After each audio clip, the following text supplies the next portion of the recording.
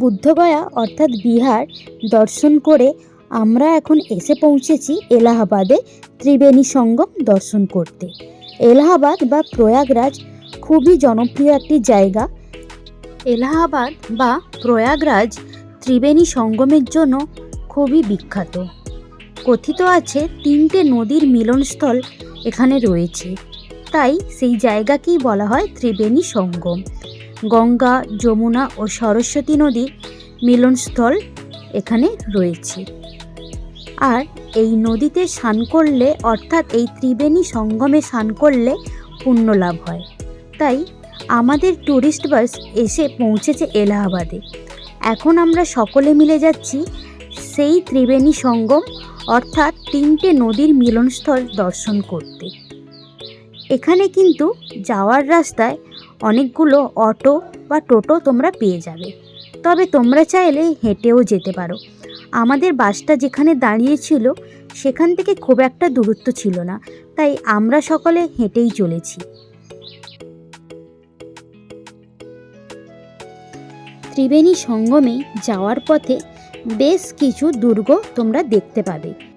1584 সালে মুঘল সম্রাট আকবর এই অঞ্চলে বেশ কয়েকটি দুর্গ নির্মাণ করেন, আর সেই দুর্গগুলো কিন্তু তোমরা যাওয়ার পথেই দেখতে পাবে।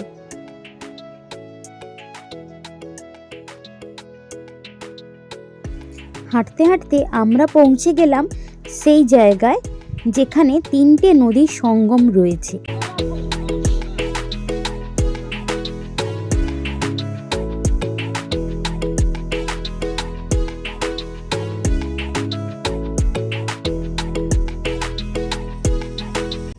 ভালো করে লক্ষ্য করলে দেখতে পাবে একেবারে সারি সারি করে সাজানো রয়েছে নৌকোগুলো।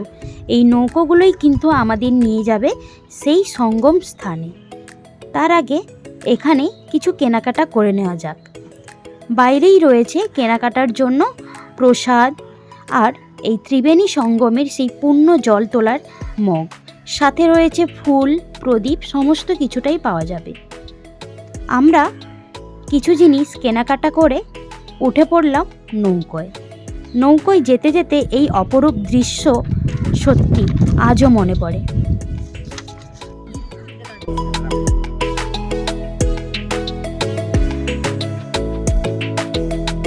সুদূর সাইবেরিয়া থেকে আসা এই পাখিগুলি দেখতে অসম্ভব সুন্দর। এখানে জিজ্ঞেস করায় বলল এদের নাকি গাংচিল বলে। এখানে দেখো পাখিদের খাওয়ানোর জন্য খাবারও বিক্রি হচ্ছে প্যাকেট করা। তোমরা চাইলে সেই খাবার কিনে পাখিদের খাওয়াতে পারো, ওরাও খাবে আর তোমরাও অনেকটা খুশি হবে।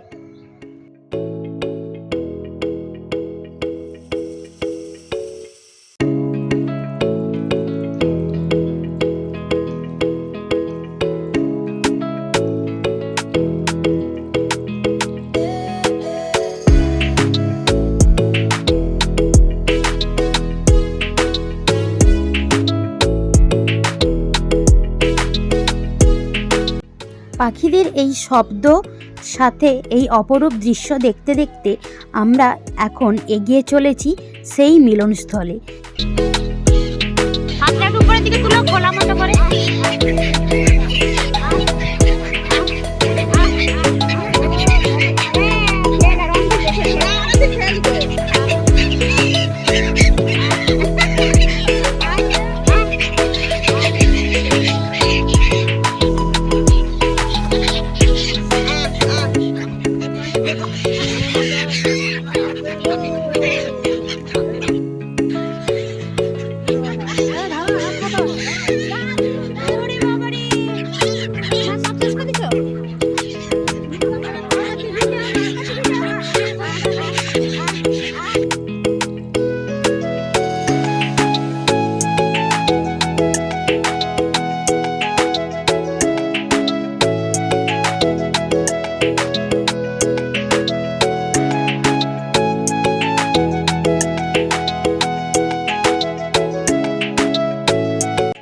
দেশ বিদেশ সমস্ত জায়গা থেকে অনেক পুণ্যার্থীরা এখানে এসেছে পুণ্য লাভের জন্য আর ত্রিবেণী সঙ্গম দর্শন করার জন্য। এইখানে অনেক রকম সাবধানতা অবলম্বন করা হয়। তোমরা দেখতেই পাচ্ছ সবাইকে একটি করে লাইফ জ্যাকেট পরিয়ে দেওয়া হয়েছে, যাতে কোনো রকম অসুবিধে না হয়। আর এই লাইফ জ্যাকেট পরে নৌকোয় বসে এই সুন্দর দৃশ্য আমাদের মুগ্ধ করেছে। ওখানে গিয়ে আমরাও স্নান করলাম এই ত্রিবেণী সঙ্গমে। অদ্ভুত এক শান্তি পাওয়া যায় এই ত্রিবেণী সঙ্গমে স্নান করার পর। তবে সেই ভিডিও ক্লিপ আমি নিতে পারিনি। আর তোমরা যারা বাইরে থেকে কিছু কেনোনি পুজোর সামগ্রী, তারা কিন্তু কোনো চিন্তা করো না। যেখানে মিলনস্থলে স্নান করার জন্য ব্যবস্থা রয়েছে সেখানেই কিন্তু সমস্তটা কিনতে পাওয়া যায়। তোমরা চাইলে সেখানেই সমস্তটা কিনে গঙ্গা, যমুনা ও সরস্বতীকে অর্পণ করতে পারো।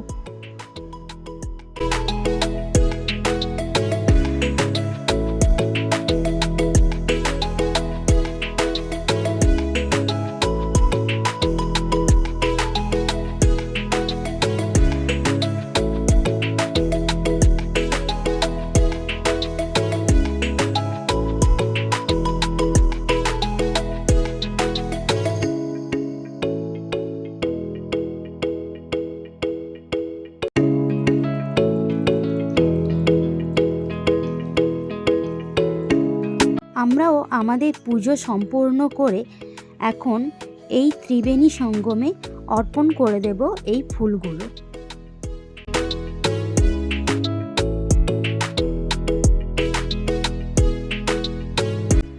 এখন আমাদের ফেরার পালা। তার সাথে আরও কিছুটা ভিডিও ক্লিপ নিয়ে নিলাম।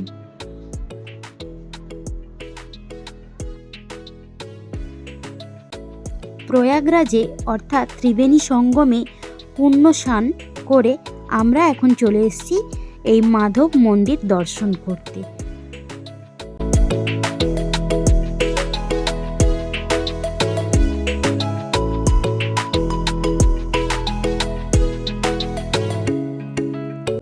কিন্তু যেই সময়টা আমরা গিয়েছিলাম সেই সময়টা মন্দির বন্ধ ছিল, তাই আর মাধব মন্দিরের দর্শন করতে পারলাম না।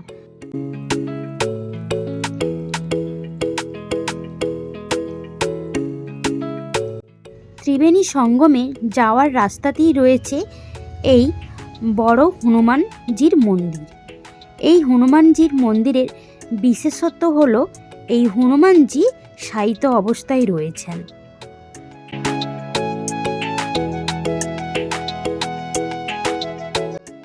এবার তোমরা আমার সঙ্গে সেই হনুমানজির মন্দিরে দর্শন করে নাও।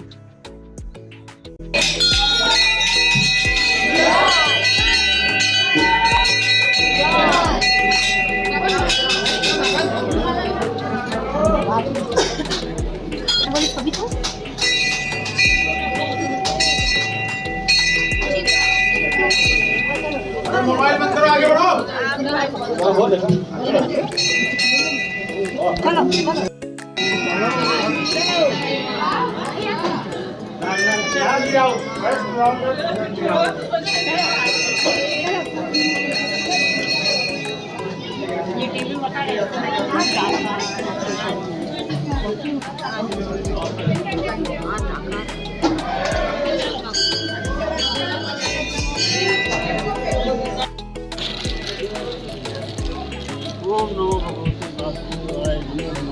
এমনি গন্ধ পেয়ে চন্দন লাগাই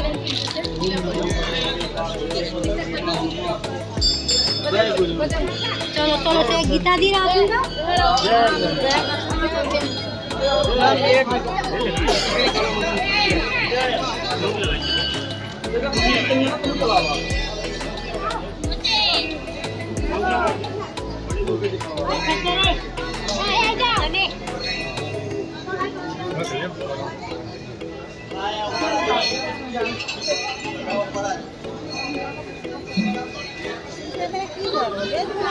তোমরা যারা এই ত্রিবেণী সঙ্গমে যাচ্ছ বা যাবে বলে ভাবছো, তারা কিন্তু অবশ্যই এই বড় হনুমানজির মন্দির দর্শন করো। এই ছিল আমাদের এলাহাবাদ অর্থাৎ প্রয়াগরাজের কিছু মুহূর্ত, যা আমরা ওই দিন ঘুরে দেখেছি। চলো, ভিডিওটা ভালো লাগলে তোমরা অবশ্যই ভিডিওটাকে লাইক করে দিও আর অপেক্ষা করো আরও একটি নতুন ভিডিওর জন্য। এরপরে আরও অনেক সুন্দর সুন্দর ভিডিও আসতে চলেছে। প্লিজ আমার চ্যানেলটাকে সবাই সাবস্ক্রাইব করে দিও।